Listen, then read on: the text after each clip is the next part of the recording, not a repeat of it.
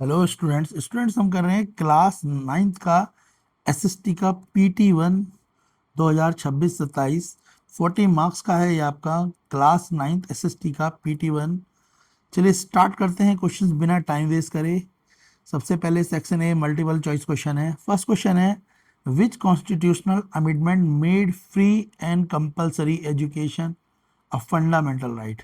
तो कौन सा कॉन्स्टिट्यूशनल अमेंडमेंट पास हुआ था जिसमें फ्री और कंपलसरी यानी जरूरी शिक्षा को जो महत्व दिया गया कि फ्री है शिक्षा सभी के लिए और ये सबका फंडामेंटल राइट है। तो ये था आपका 86। तो यहाँ पे आंसर है इसका 86 अमेंडमेंट एक्ट था या 86 कॉन्स्टिट्यूशनल अमेंडमेंट एक्ट, जिसमें आपको फ्री एजुकेशन और कंपलसरी एजुकेशन का राइट प्राप्त हुआ। Option C 86। नेक्स्ट क्वेश्चन है आपका क्वेश्चन टू है what is social science primarily concern with. Social science इन चारों ऑप्शन में से किस चीज के बारे में बताता है।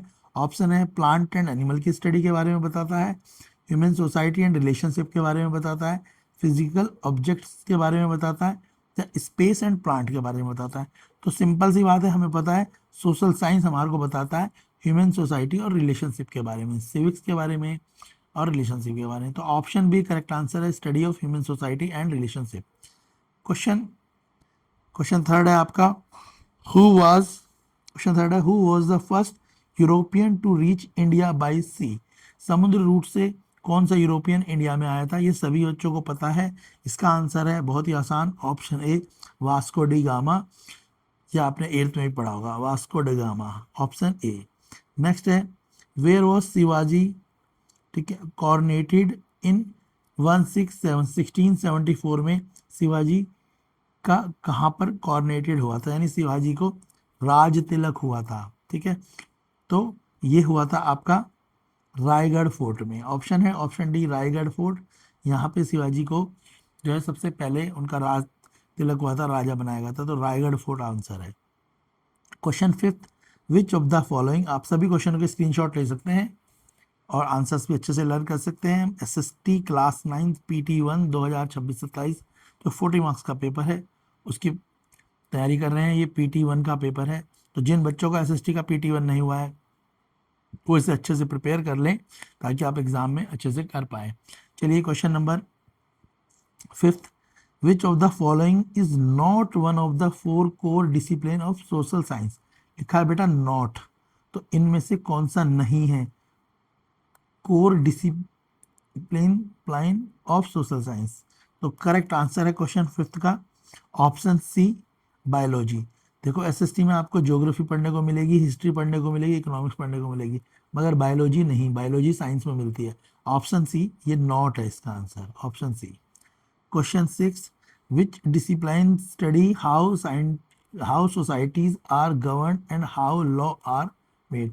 सोसाइटी कैसे चलाई जाती है, कानून कैसे बनाए जाते हैं, इनमें से पूछा हुआ है। किसके थ्रू है, ज्योग्राफी में है, इकोनॉमिक्स में है, पॉलिटिकल साइंस में है या हिस्ट्री में है। तो इसका करेक्ट आंसर है पॉलिटिकल साइंस। पॉलिटिकल साइंस में हम पढ़ते हैं कि सोसाइटी को कैसे चलाया जाता है, कानून जो है वो जो है सबके लिए है, कानून सबको प्रोटेक्ट करता है और कानून के आगे सब इक्वल होते हैं। तो पॉलिटिकल साइंस में हमें पढ़ाया जाता है सोसाइटी के बारे में, लॉ के बारे में। ऑप्शन सी करेक्ट आंसर है। Question seven who found the Maratha empire. Maratha empire को सबसे पहले फाउंडेड किसने करा था।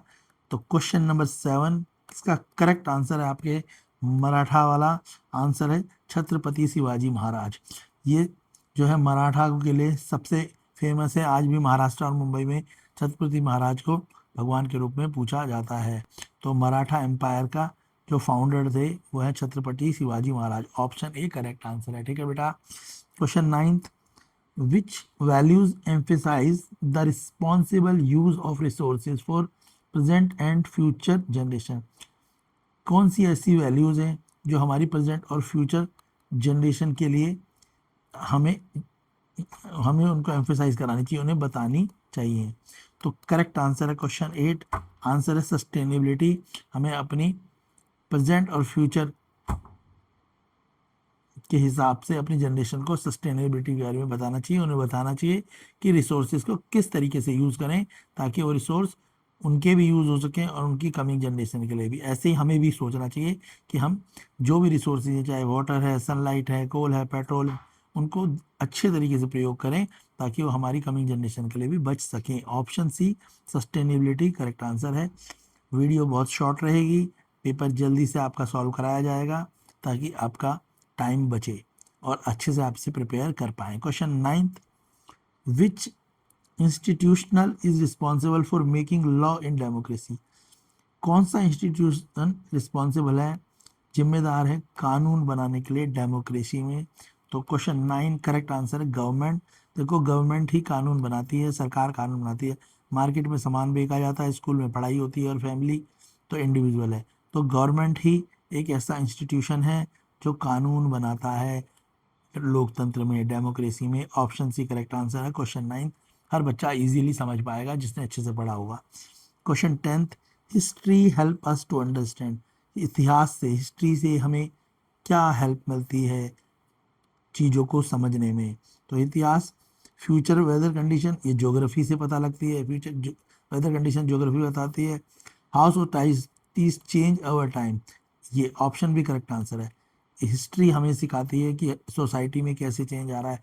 पास्ट में जो लोग थे वो कैसे थे, वो आदि मानव थे, स्टोन से वो क्या करते थे, फूड को बनाते थे, वो एनिमल्स को हंट करते थे, पर धीरे धीरे चेंज आने लगा, टेक्नोलॉजी, ये सब हिस्ट्री बताती है।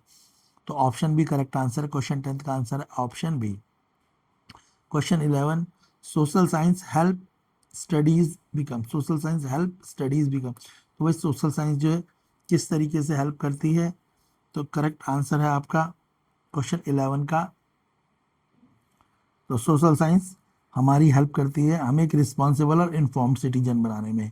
हम रिस्पॉन्सिबल होते हैं अपने देश के लिए, अपने नेशन के लिए, और हमारे को अपने पास्ट के बारे में पता होना चाहिए। तो ये सब जो है इस हमारी हेल्प करती है सोशल साइंस इस तरीके से। ऑप्शन बी करेक्ट आंसर है क्वेश्चन 11 का। चलिए अब section B, very short question है, 2 मार्क्स ईच। पहले क्वेश्चन पढ़ लेते हैं फिर आंसर देखते हैं। सेक्शन बी 2 मार्क्स ईच, फिर section C 3 question section B में है, 3 सेक्शन सी में। सेक्शन बी का फर्स्ट क्वेश्चन है what is social science. Second है what were the type of taxes levied by the Maratha, मराठाओं के द्वारा किस प्रकार के टैक्सेस लिवाइड करे गए थे। व्हाट इज एटमॉस्फेयर, एटमॉस्फेयर क्या है। सेक्शन सी के 3 मार्क्स क्वेश्चन है व्हाट इज डेमोक्रेसी। सेकंड है explain any 3 environmental challenges faced by India, India ने कौन से 3 इन्वायरमेंटल चेंजेस को फेस करा। और क्वेश्चन 17 है explain any 3 characteristics of social science. इसके बाद है section D, what is the scope of social science and explain the importance of social science. Social science का क्या स्कोप है और उसकी इंपॉर्टेंस, और में भी आंसर है different brand of social science. Question 19, how does social science help in understanding environmental issue, discuss. और में आंसर क्वेश्चन है explain the interconnection among geography, history, economy and political science. इसके बाद आपके सेक्शन ई है case based question. इसके बाद है section E case based question है, इसको पढ़ के आपको इन क्वेश्चंस के आंसर देने हैं। चलिए हम फटाफट से सबसे पहले सेक्शन बी कर लेते हैं, फिर सेक्शन सी करेंगे। सेक्शन बी और सेक्शन सी हम स्टार्ट करते हैं। चलिए देख लेते हैं फटाफट से सेक्शन बी और सेक्शन सी के आंसर्स।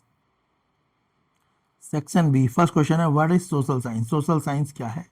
आंसर है इसका social science is the study of people, society and how individual behave and interact with the world around them. तो सोशल साइंस में क्या है, एक ऐसी स्टडी है जिसमें हम स्टडी करते हैं आसपास की अपनी दुनिया की, कि लोगों के व्यवहार की और लोग एक दूसरे से कैसी बातचीत करते हैं। Next, it include the subject like history, geography and civics. और हम एसएसटी में यानी सोशल साइंस में हम हिस्ट्री के बारे में, इतिहास, भूगोल, ज्योग्राफी और सिविक्स के बारे में पढ़ाई करते हैं। तो हम एक तो अपनी सोसाइटी में लोगों का कैसा एक दूसरे के प्रति व्यवहार है, ठीक है, लोगों की सोच कैसी है, उन सब के बारे में स्टडी करते हैं। हिस्ट्री, ज्योग्राफी और सिविक्स के बारे में स्टडी करते हैं। तो क्वेश्चन 12 का ये करेक्ट आंसर है।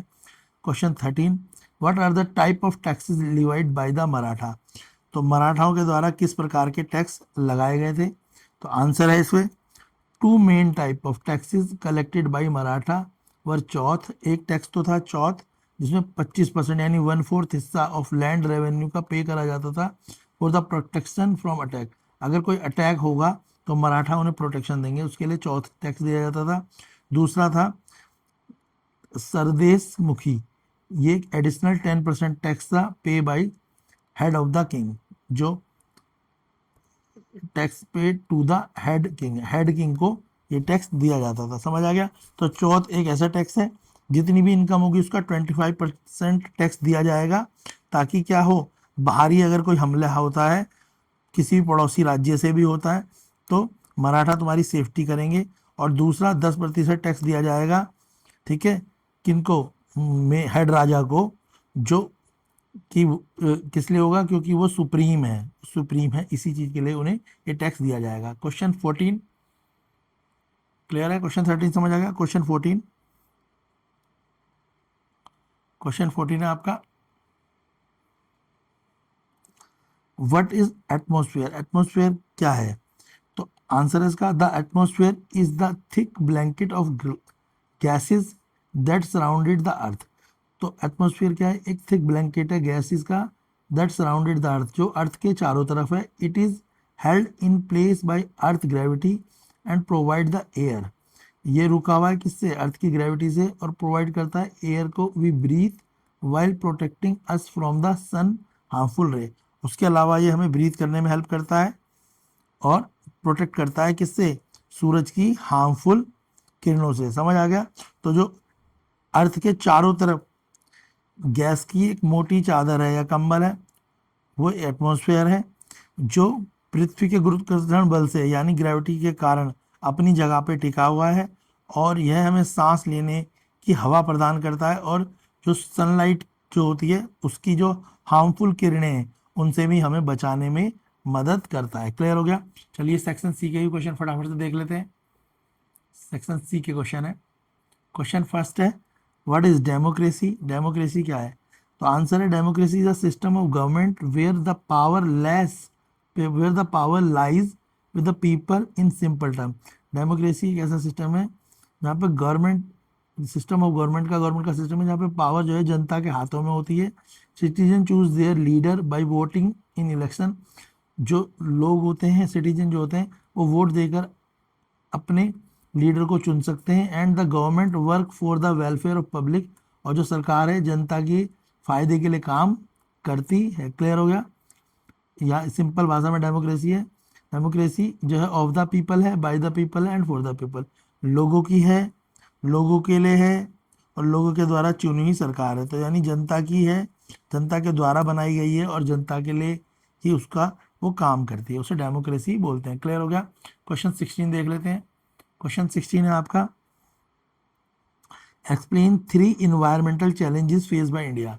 इंडिया आज की डेट में कौन से बड़े इन्वायरमेंटल चेंज जो हमारे वातावरण में चेंज हो रहे हैं उनको फेस कर रहा है? तो देखो, पहला है एयर पॉल्यूशन, आज की डेट में हर जगह पे पॉल्यूशन है। दूसरा वाटर पॉल्यूशन, और तीसरा डिफॉरेस्टेशन। तो इस तरीके के 3 चेंजेस को जो है क्या है, इंडिया फेस कर रहा है। एयर पॉल्यूशन आपको पता ही है, वाटर पॉल्यूशन भी और डिफॉरेस्टेशन भी, ये तीनों के जो मेन कारण है वो आप जानते ही हैं। यहाँ पे लिखे हुए हैं कि एयर पॉल्यूशन क्या है, डेंजरस लेवल पे स्मोक और डस्ट के कारण होता है सिटीज़ में, मोस्टली कॉज बाई व्हीकल से भी होता है, फैक्ट्री के या क्रॉप वेस्ट से। वाटर पॉल्यूशन क्या होता है, रिवर और लेक में हम गंदा पानी छोड़ देते हैं, इंडस्ट्री वाटर भी छोड़ा जाता है, अनट्रीटेड सीवेज, जिसके कारण वाटर पॉल्यूशन होता है। डिफोरेस्टेशन, हम खूब ज़्यादा पेड़ों को काट रहे हैं, फॉरेस्ट्स को कंटिन्यू काट रहे हैं, जिससे सॉइल इरोजन भी होता है, लॉस होता है वाइल्ड लाइफ का भी। क्लियर हो गया? चलिए नेक्स्ट क्वेश्चन देखते हैं। Question 17, 3 characteristic of social science. Social science के 3 करेक्टर क्या है? फर्स्ट है फोकस ऑन ह्यूमन, सेकंड है इंटरडिसिप्लिनरी, थर्ड है साइंटिफिक येट डायनेमिक। तो फोकस ऑन ह्यूमन का मतलब क्या है? It study human behaviour, relationship and how communities function. तो ये बताता है कि ह्यूमन बिहेवियर के बारे में, उनके रिलेशन के बारे में, और कैसे जो कम्युनिटी एक का फंक्शन होता है, कम्युनिटी किस तरीके से काम करती है सोसाइटी में। Interdisciplinary, it connect different subject together, अलग अलग सब्जेक्टों पे यहाँ बात होती है like how history affect a country और मॉडर्न पॉलिटिक्स और अ कल्चर, कि हिस्ट्री का हमारे देश में क्या प्रभाव रहा, मॉडर्न पॉलिटिक्स क्या है, और कल्चर कि कौन कौन सा कल्चर से हमारा देश प्रभाव में है। साइंटिफिक और डायनेमिक में it use evidence and observation to understand society, हम इसके थ्रू अपनी सोसाइटी को अंडरस्टैंड कर पाते हैं, जो हमारे पे एविडेंस है उनको ध्यान में रखते हुए। But it is conclusively can change because human behaviour change over time, और दूसरी बात यह है कि ह्यूमन बिहेवियर समय के हिसाब से बदलता रहता है। क्लियर हो गया यहाँ तक? क्लास 9 का एसएसटी का ये PT1 था। अगर अभी हमने section A, section B, section A के आप क्वेश्चन की फोटो खींच सकते हैं, स्क्रीनशॉट ले सकते हैं। सेक्शन बी भी हमने कंप्लीट कर लिया है, सेक्शन सी भी हमने कंप्लीट कर लिया है। अगर आपको सेक्शन डी, सेक्शन ई के क्वेश्चंस के आंसर भी चाहिए तो आप वीडियोस को लाइक करें, शेयर करें और हमें कमेंट में लिखें give the solution of section D, section E, तो हम आपके लिए नेक्स्ट पार्ट में सेक्शन डी और ई के भी डिटेल सॉल्यूशन ले आएंगे। वीडियो को लाइक शेयर सब्सक्राइब करें। क्लास 9th का एसएसटी का PT1 है। जिन बच्चों का अभी एसएसटी का PT1 रुका हुआ है वो इस पेपर को प्रिपेयर कर लें ताकि वो एग्ज़ाम में अच्छे से अपने नंबरों को स्कोर कर पाएँ। वीडियो को लाइक शेयर सब्सक्राइब करें।